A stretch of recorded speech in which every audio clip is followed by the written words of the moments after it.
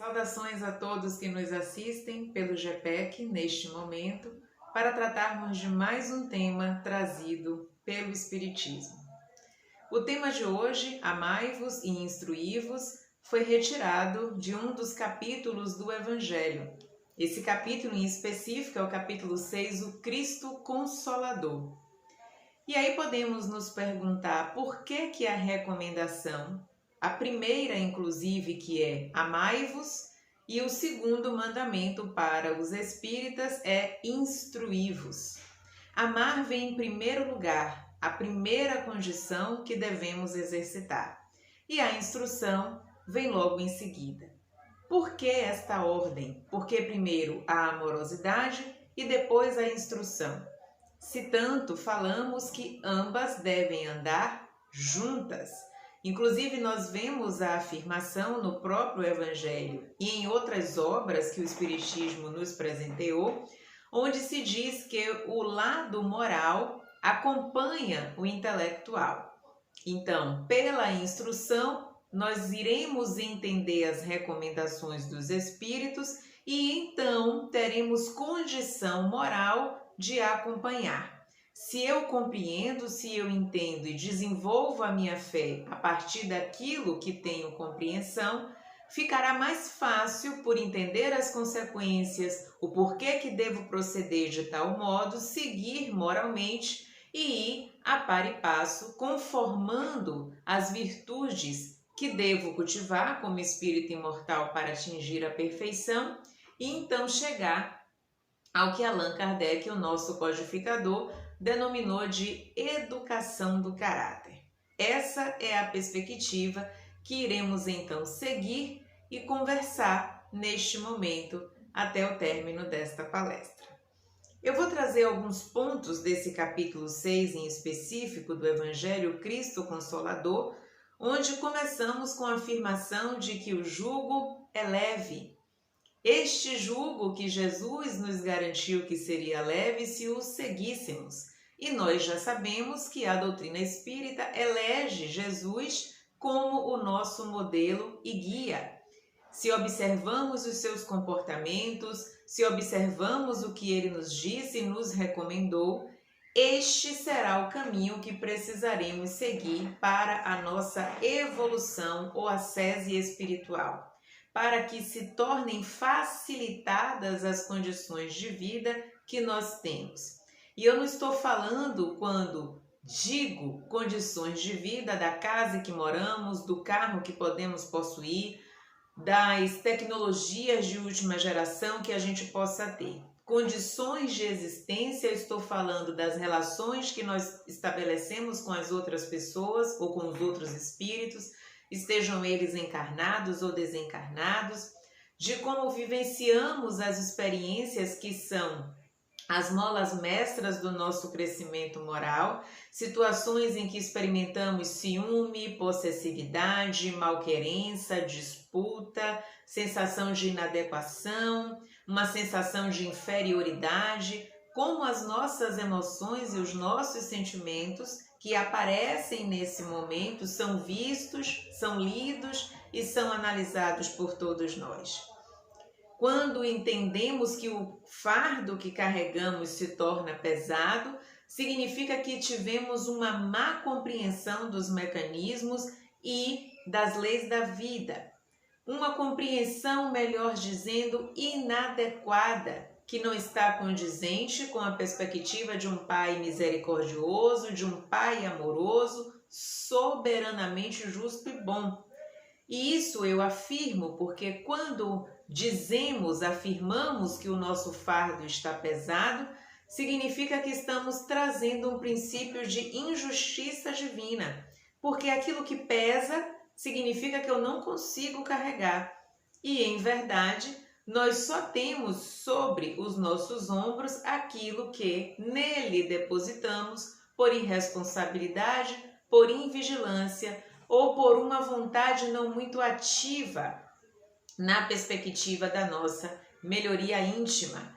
Então, se investimos em bons atos, coisas simples como boas leituras, assistir palestra, participar de cursos, de grupos que me permitam a convivência salutar, falar das boas coisas, comungar dos bons propósitos, a despeito, inclusive, da religião ou da filosofia alheia. O que eu preciso é simplesmente conviver bem com o próximo, com o meu irmão, que, a despeito da filosofia ou da crença que possua, não perderá jamais a condição de criatura divina.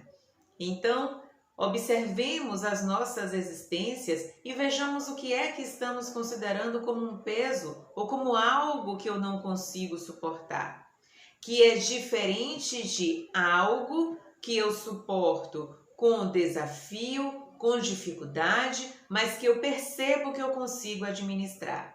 Então, remontar a ideia de um Deus injusto quando dizemos que o fardo é pesado, que não merecemos, é dizer que há uma injustiça divina. E esse princípio, pelos próprios atributos do nosso Pai, nós já sabemos não ser possível, ou pelo menos não há, quando pensamos na lei de causa e efeito, nenhum efeito que passemos a sofrer sem que a causa esteja no passado ou recente, movido por esta existência, ou de outras vidas que nós trazemos, para que então, diante dessas consequências, possamos reparar o mal que foi feito ou então sanar, debelar a causa que lhe deu origem. Toda e qualquer ação terá o seu efeito, o seu resultado, que se for bom nos trará paz e que se for negativo fará com que experimentemos sensações não agradáveis, inquietude, melancolia, processos depressivos ou obsessivos, mas todos eles desencadeados pela nossa própria forma de ver, de enxergar e de proceder diante da vida. Então, quando Jesus afirma que o nosso fardo pode se tornar leve e o jugo suave, ele quis dizer que todo aquele que o segue, bem como aos seus ensinamentos e exemplos, não terá um fardo muito pesado ou uma carga pesada, porque só carregará esse peso quem não conseguir andar ou caminhar em consonância com uma lei divina e com uma lei natural.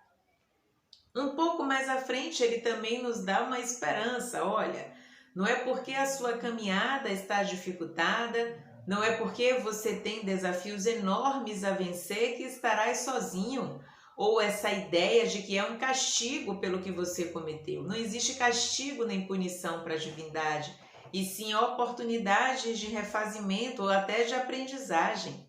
Às vezes nós temos a ideia de que tudo que nos acontece e que nos impõe uma certa angústia, um sofrimento, uma necessidade muito grande de fazer um esforço para vencer determinadas situações é fruto de algo que fizemos equivocadamente no passado. Não necessariamente. Podem ser provas que solicitamos como espíritos porque percebemos que já podemos vencê-las e as solicitamos com esse intuito. Então, o desafio será sempre proporcional àquele nível evolutivo que eu consegui alcançar e que Deus, ao atender os meus rogos de querer evoluir mais rápido, me oportuniza aquela prova para que então, por esforço e vontade, eu possa ser aprovado e chegar a um novo patamar evolutivo. Ah, mas se a prova era tão difícil, por que Deus me concedeu? Primeiro, porque Ele sabe que nós temos condição. E segundo, como Kardec diz, se não vencemos é porque o esforço e a vontade eram muito pequenos, mas não nos faltava a condição. Talvez um pouco mais de persistência, um pouco mais de paciência, um pouco mais de estudo, de vigilância e de opção por uma vida centrada em valores espirituais. E não no que o materialismo, no que o consumismo e no que a matéria nos apresenta, que é tudo muito temporário, passageiro e que nada vai impactar na nossa condição espiritual. Esta, sim, será afetada pelos valores que nós cultivaremos, sejam os valores equivocados pela matéria, ludibriados que às vezes nos apresentamos, ou aqueles valores, tesouros da alma que Jesus já tinha nos apresentado e recomendado o cultivo de todos eles. Mais à frente, nesse mesmo capítulo que traz a recomendação do amai-vos e instruí-vos, a gente encontra a perspectiva do Consolador prometido e a afirmação de que Jesus promete um outro Consolador e o denomina Espírito da Verdade. E aí ele quer dizer que, mesmo que aquela época ele tenha nos trazido a mensagem, ainda não estávamos devidamente maduros espiritualmente falando para conceber a profundidade dos seus ensinamentos. Se observarmos, às vezes, nem atualmente, 2 milênios e alguns anos depois, temos a devida interpretação pela nossa própria condição evolutiva daquilo que ele veio nos ensinar. Mas ele trouxe uma afirmação de que bem-aventurados os aflitos, porque estes serão consolados. E quem serão esses aflitos que Jesus nos apresenta? Os aflitos são aqueles que, contrariando os impositivos que o mundo nos apresenta, e aí eu estou falando do planeta no qual estamos vivendo e estamos circunscritos, que é um planeta com características de provas e expiações que nos fazem apelos de outra ordem que não espiritual. E muitas vezes, identificados que estamos em demasia com a matéria, não percebemos os apelos divinos, não percebemos que somos convidados ou chamados permanentemente à fraternidade, à colaboração, à compaixão, à piedade, a não sermos maledicentes, a não julgarmos o outro. O Evangelho, em verdade, traz toda a recomendação e possibilidade que temos de crescer. Do mesmo jeito que nos interessamos por livros das mais diversas naturezas e matizes, nós temos na nossa mão o Evangelho, que é o livro que nos fala mais diretamente à alma. Nós podemos nos apaixonar por um livro de receitas e produzir alimentos de muita qualidade, de muito sabor, para alimentar a matéria, a nossa e a do outro. Mas nós também temos, não digamos necessariamente uma receita, mas nós temos caminhos e apontamentos no Evangelho que também pode fazer com que ofereçamos um banquete de bênçãos para o outro a partir do momento que iluminamos a todos nós a partir do que Jesus nos trouxe, que está documentado no Evangelho e muito bem comentado e explicado pelos Espíritos que vieram nos esclarecer e lançar luz sobre as parábolas do Cristo. Os aflitos, então, serão aqueles que se chocarão com o mundo, não porque desejaram o choque, mas porque a sua postura e o seu comportamento não condizem com a ordem vigente, que é uma ordem de violência, de competição, de individualismo, de prazer exacerbado, de viver tudo até a última instância sem limites, sem momento para reflexão, sem pausa. E essa ausência de pausa decorre de uma pressa que tenho em experimentar a vida porque ela é única. E a vida, quando é única e ao passar tão rápido, para aproveitá-la, então, eu irei me deleitar com todos os prazeres que ela me oferece. Então, desconectado da divindade, achando que de fato eu sou matéria e que quando essa matéria perde o seu vigor e que não mais há vida nela, eu deixo de existir para os meus afetos e para o mundo, perco a consciência. Eu preciso, então, fazer valer essa existência que eu tenho momentaneamente. Carpe diem, viva o momento e viva o momento à exaustão. Quantos de nós, mesmo sendo espíritas, não nos coloquemos por essa condição superiores aos outros, porque estamos no mesmo orbe planetário, experimentamos em nós as mesmas mazelas morais, mas temos a possibilidade, pelo Espiritismo, de conhecer os caminhos, de saber que há um Deus misericordioso, eterno, bom, que zela por todos nós, que nos oportuniza as diversas encarnações para refazermos a nossa rota de volta à divindade e ao seu regaço de Pai amoroso. nos lembra da pluralidade dos mundos habitados, lembra que a mediunidade, que nós temos a interexistencialidade, estamos encarnados, mas em pleno contato com os espíritos que já se encontram na pátria espiritual. Esse contato é permanente pelas intuições, pelas influenciações, pela troca das energias, dos pensamentos, dos desejos que são colocados no universo a todo momento. Aqui, nesse momento em que estamos juntos, estamos emitindo vibrações e pensamentos referentes a um objetivo que é o tema: compreender, refletir e trazer para a nossa vida o que significa o amai-vos e o instruí-vos. Neste momento, serão atraídos até nós espíritos que tenham interesse na temática, que achem que devam nos influenciar para ouvirmos determinados conteúdos e que sabem que esse tipo de energia poderá também favorecer a tantos outros que se aproximem por afinidade para ouvir, conversar, intuir sobre um determinado tema. Somos permanentemente fulcros de energia e de vibração e teremos ao nosso redor o tempo inteiro, como Paulo nos colocou, a nuvem de testemunhas, espíritos compatíveis com que vibramos, pensamos, emitimos, sentimos e nutrimos em relação aos outros, a nós mesmos e ao mundo. A aflição, como Jesus aqui bem colocou, bem-aventurados os aflitos, aflitos esses que, diante dos apelos do mundo, se restringem à humildade. Esses serão aflitos no sentido de que não corresponderão. As pessoas dirão: que pessoa triste, que pessoa que não usufrui dos prazeres do mundo, possivelmente será um aflito. Aquele desprovido das grandes riquezas, do luxo, da luxúria, da sensualidade, será o aflito por não experimentar os prazeres e gozos que essas outras possibilidades apresentam ao espírito.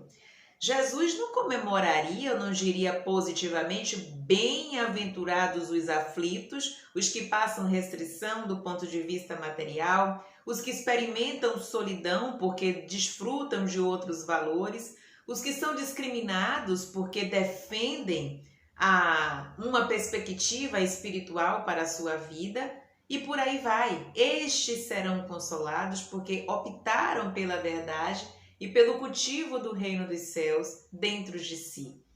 E quando essa luz então se apresenta, quando ela vai para o mundo como aquele que se torna o farol, esse farol, de fato, ao iluminar a escuridão alheia, e principalmente aqueles que não desejam sair dessa condição obscura, serão aflitos porque incomodarão aos demais e fatalmente serão os grandes perseguidos. É nesse sentido que Jesus é o nosso modelo e guia, porque quando ele então permite a sua luz, que nos ilumina até hoje, sair, externar-se, iluminar os outros, causou um grande incômodo, porque o reino que ele defendia, o lugar de onde ele falava, era totalmente o inverso daquilo que o mundo nos apresentava. É nessa perspectiva que seremos consolados por ele, quando então trouxermos para as nossas existências o cultivo dos valores celestiais. E tiremos das nossas mentes essa ideia de que cultivar os tesouros da alma é sinônimo de sofrimento, é sinônimo de renúncia e vista de uma forma equivocada, porque renunciar é deixar algo limitado e menor por algo maior, mais pleno e mais benfazejo, ou então sacrifício, entendendo o sacrifício como algo penoso, que eu preciso padecer. Sacrifício é o sagrado ofício, o sacro ofício, é quando eu dedico as minhas possibilidades de um ser que é imortal, me coloco a serviço de Deus e de suas leis, e pelo impulso que os bons espíritos então me concedem por essa escolha, eu avanço cada vez mais. E aí as pessoas podem dizer: mas os sacrifícios são muito grandes, as renúncias que são feitas são enormes, Eu não conseguiria viver como um Chico Xavier, um Divaldo Franco, uma Madre Teresa. Tenhamos calma. Só teremos possibilidades de experimentar esses sagrados ofícios em consonância com a nossa condição evolutiva. Deus não é perverso. Ele não vai nos colocar numa condição que saiba que iremos sucumbir. Ele só nos oferece as possibilidades de crescimento quando tem a ciência de que podemos vencê-las. Então jamais teremos situações exacerbadas, difíceis, impossíveis de vencê-las. Onde a nossa fé? A nossa fé não é simplesmente estou vivendo uma situação difícil e vou sair nela. Não, é compreender que os processos que eu experimento são consequências das minhas atitudes e que eu tenho, por misericórdia divina, a oportunidade de espiar, ver de perto as consequências dos meus atos e reescrever a história que comecei em algum tempo da minha criação e da minha existência. Então, olhar para aquilo que fiz me oportuniza dizer, se experimento essas consequências e elas não me são agradáveis, eu irei cuidar para que a causa não venha a se repetir. Ter a oportunidade de conviver com pessoas que nos causam irritação, tédio, situações de malquerença, ódio, mágoa, não são situações de castigo, são possibilidades de experimentar o sentimento contrário. Comunhão, piedade, paciência, fraternidade, aceitação do outro na condição que ele se encontra e lembrando sempre, não temos conscientemente a possibilidade de lembrar se aquela irritação que o outro me causa atualmente não é consequência e fruto do meu ato impensado no passado. As pessoas não aparecem à toa nas nossas vidas. Nós as atraímos, seja por aquilo que fizemos, seja pelos sentimentos que cultivamos. Nas nossas casas, nas nossas equipes de trabalho, nos centros espíritas, na nossa convivência social, os grupos dos quais participamos não se conformam ao acaso. Se reúnem por afinidade, por sintonia ou possibilidade de resgatar algum débito que eu estabeleci. Então, se experimentais essas aflições, bem-aventurados vós sois. E se superar essas dificuldades, serás consolados logo mais à frente. E grande será a recompensa pelo exercício moral que fizestes na superação desses percalços que não apareceram à toa. Você os criou e agora tem a oportunidade de refazer a sua própria história. Isso é motivo de glorificação, de alegria, de gratidão à divindade por nos permitir reescrever um livro. Já imaginou quão triste seria a nossa trajetória se nós fôssemos julgados, sentenciados por uma única situação que cometemos e não termos a possibilidade de reverter? Deus não é carrasco. Ele é amoroso, ele é bom e ele é justo. Ele diz ao seu Filho, assim como Jesus traduziu essa mensagem divina para todos nós, vá e não peques mais. Sempre haverá uma possibilidade de recomeço e as reencarnações são a grande prova. Não desperdicemos a reencarnação atual. Ela é o nosso maior presente para que então reconstituamos a nossa trajetória e passemos a sermos os mansos e os pacíficos, aqueles que são os obedientes com raciocínio às leis divinas e que podem, então, pela compreensão, a partir da instrução, amar o outro. Mas até para compreender o que a doutrina nos ensina, eu preciso me despir de orgulho, de vaidade, do ódio, da mágoa, do ciúme. E muitas vezes a instrução não é necessária para trabalhar esses sentimentos. É preciso trabalho perseverante no bem. Se você ainda não consegue fazer o bem a quem supostamente lhe magoou, faça a outro. Exercite a bondade com aqueles que não lhe despertam nenhum tipo de incômodo, para que você vá se robustecendo no sentimento da bondade, da gratidão, do perdão, para só então, preparado e com outra psicosfera, com outro quadro emocional e sentimental, você possa então colocar-se diante do outro com o coração sereno, apaziguado, sem nenhuma animosidade diante do que o outro me fez. O problema não é necessariamente odiar, se sentir magoado, é não se permitir sair dessa situação. Ainda está no nosso nível evolutivo e é temporário o ódio, a mágoa e o ressentimento. A gente não precisa se violentar ou violentar o outro que apresenta esses sentimentos. Quantas vezes dissemos, mas não é um espírita? Mas antes do espírita, é um espírito numa experiência humana, vivenciando emoções e sentimentos, numa caminhada evolutiva, merecendo, ao invés de julgamento, compaixão e ajuda. Lembremos disso quando formos olhar o outro e nos olharmos. O Evangelho recomenda a indulgência. Por mais que conheçamos a doutrina espírita e devemos conhecê-la, todo o Pentateuco kardeciano, todas as obras de André Luiz, Joana de Ângeles, Manuel Filomeno de Miranda, Leon Denis e tantos outros que trazem o cabedal e a seriedade que a doutrina nos apresentou desde a codificação em 1857, temos todo um manancial que nos mostra, que nos instrui sobre as questões espirituais. Mas se o coração estiver dorido, magoado e ressentido, não haverá eco desses ensinamentos dentro da gente. Ou a gente se predispõe ao bem, à caridade, à compreensão de que o outro não me ofende, ele apenas apresenta o que pode. Ele é aquilo que o seu processo evolutivo lhe favoreceu ou que ele aproveitou. É o máximo que ele pode externar. Não é uma questão pessoal e particular, é como ele pode ser. E você? Como você pode ser? Como se melhorar? Não devemos nos pautar pelo que os outros nos fazem, mas a partir do que somos, do que fazemos, do que sentimos a partir da postura do outro.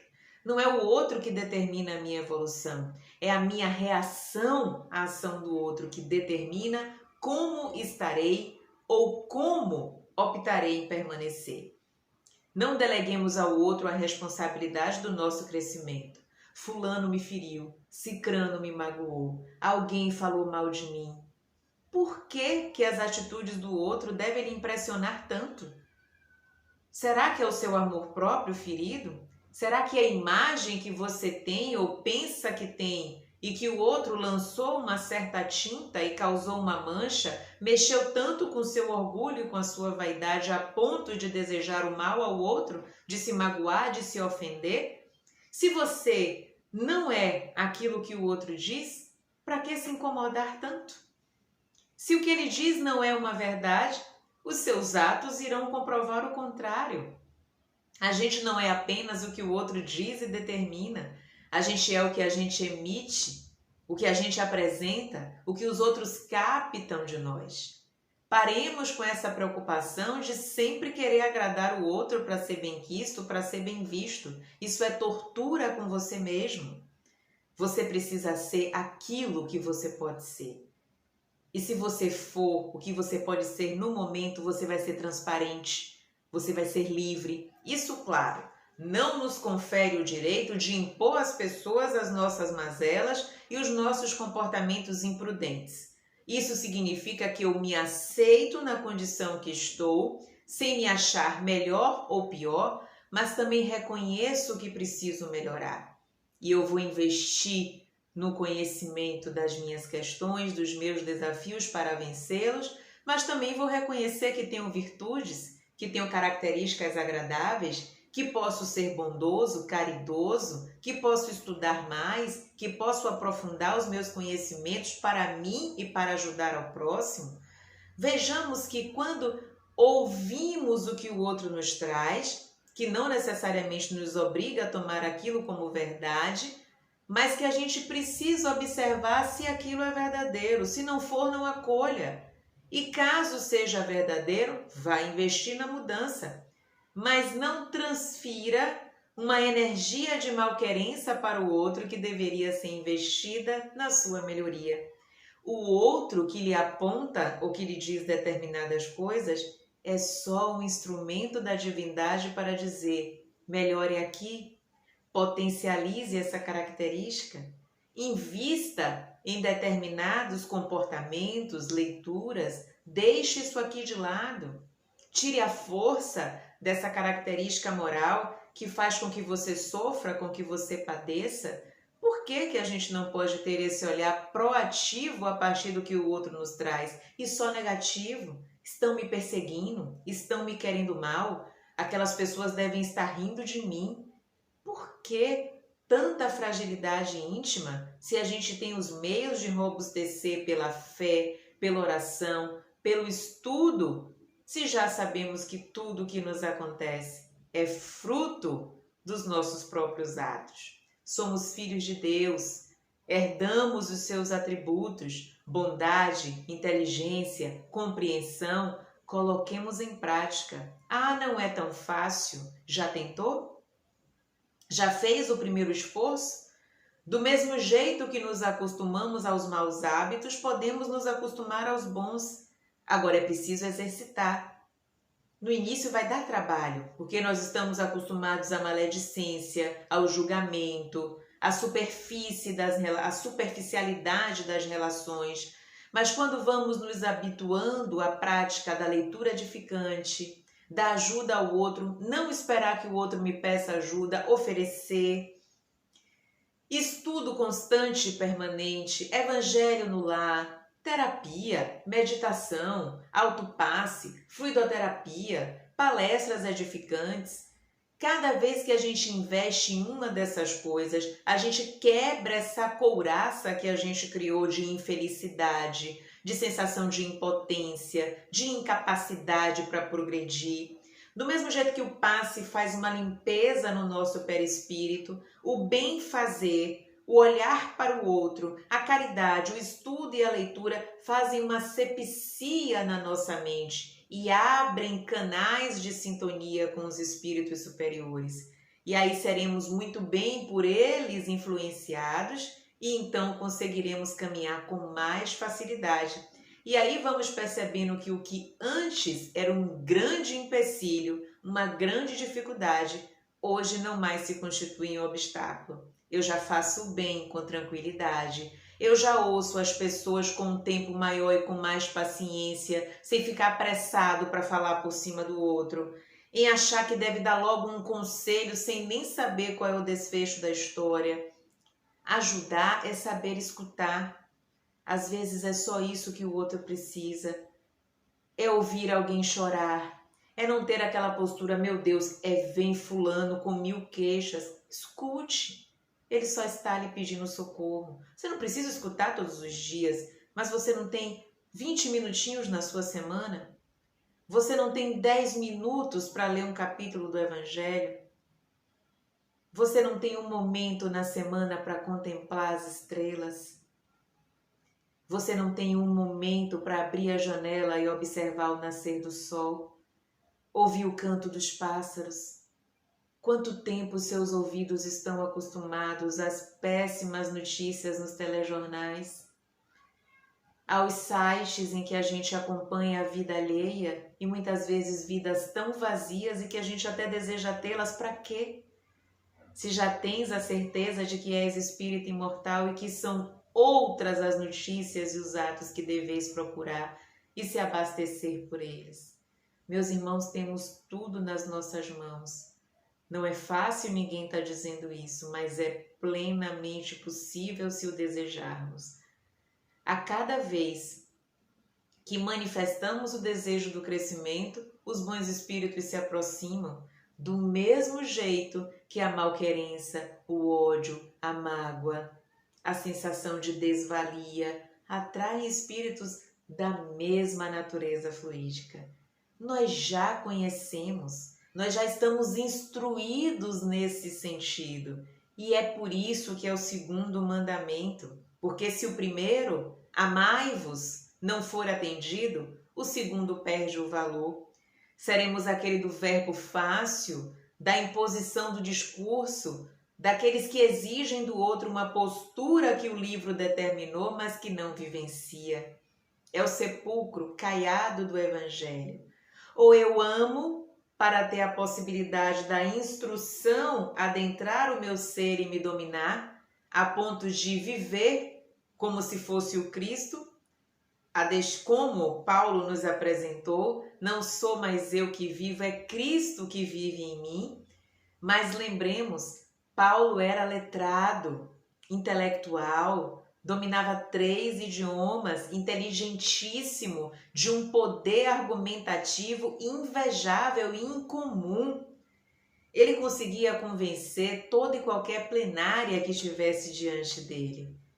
Mas essa instrução, esse conhecimento, fez de Paulo alguém amoroso quando perseguia os cristãos? Não. Mas quando Paulo, no caminho de Damasco, ouve a voz de Jesus e pergunta: quem és, Senhor? E Jesus responde que era Jesus a quem ele perseguia. Naquele momento ele apresenta e experimenta uma grande transformação moral. E ao observar a caminhada de Jesus, ao perceber os prejuízos que causou a tantas famílias, a tantas pessoas que matou, que perseguiu, que torturou, a exemplo de Estevão, Paulo passa a amar. E quando ele passa a amar, espíritas, eis o primeiro mandamento, a instrução fez todo sentido. Instruí-vos, eis o segundo mandamento. Esta é a mensagem, meus queridos, que esse capítulo do Evangelho, o Cristo Consolador, capítulo 6, que eu lhes recomendo a leitura, traz para todos nós. Ame em primeiro lugar, porque de nada valerá o conhecimento se a amorosidade, a piedade, a indulgência e a compreensão não estiverem guaridas em seu coração. Você será apenas um mero reprodutor de ideias, mas aquele que ama, a instrução se torna mais fácil, mais tranquila. Logo, para saber, compreender e melhor aplicar, é preciso primeiro amar.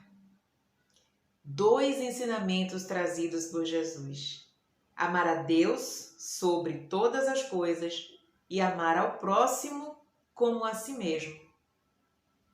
A instrução aparece como uma recomendação que a doutrina espírita nos traz, mas a recomendação de ajudar o nosso intelecto a já sei porque isso acontece na minha vida, já sei porque atraio determinadas condições, agora eu consigo entender porque as energias manipuladas podem fazer bem ou podem fazer mal, manipuladas pela ação do pensamento e da vontade.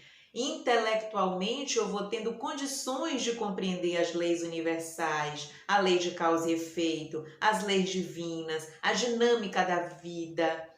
Mas todo esse mecanismo que eu vou conhecer pelos livros, pelas palestras, pelas intuições, só farão sentido e terão efeito concreto nas nossas existências e na nossa caminhada como espíritos imortais, se antes aprendermos a amar. E nós temos condição de aprendermos a amar, porque nós somos frutos do amor divino. Nós tivemos a possibilidade de termos o nosso governador planetário, Jesus, entre nós, verbalizando a sua grandiosidade. Jesus exemplificou permanentemente o amor. Nos sermões da montanha, nas sinagogas, com os seus apóstolos, o momento da instrução não era um momento do desfilar do bem-falar, de palavras eruditas, rebuscadas, não. Era próxima da vida do povo, dos costumes da época, da condição de entendimento do outro. Jesus não se preocupou em simplesmente repetir. Ele se preocupou, antes de tudo, em exemplificar, em viver o amor. E no auge da passagem do nosso Cristo, na cruz, ele diz: perdoa, Senhor, não sabe o que faz. É a maior prova de amor. Por mais que você me ataque, que tente me ofender, eu tenho consciência daquilo que sou. Então nada do que você me fizer vai me abalar, porque eu sou um com o Pai. Essa é a mensagem. Se estiveres a par e passo com a lei divina, não tereis o que temer, e nada que o outro intente contra você afetará o seu coração, porque você sabe que é espírito imortal, que não tem fim, que é amado, que foi criado para a felicidade e perfeição. Não tens o que temer, apenas a agradecer a oportunidade de crescimento, a adorar a divindade por tudo que ela nos concede, e dominados por esse sentimento de bem-querer, de amorosidade, de cuidado que o divino tem conosco, a instrução vai nos chegar muito mais fácil apenas para coroar a amorosidade que já cultivamos nos nossos corações. Sendo assim, irmãos, espíritas, espíritos imortais, cuidem de amar-se e amar ao outro, e a instrução virá como uma consequência e um coroamento do nosso esforço de crescimento. Amai-vos, eis o primeiro ensinamento. Instruí-vos, eis o segundo. Muita paz a todos.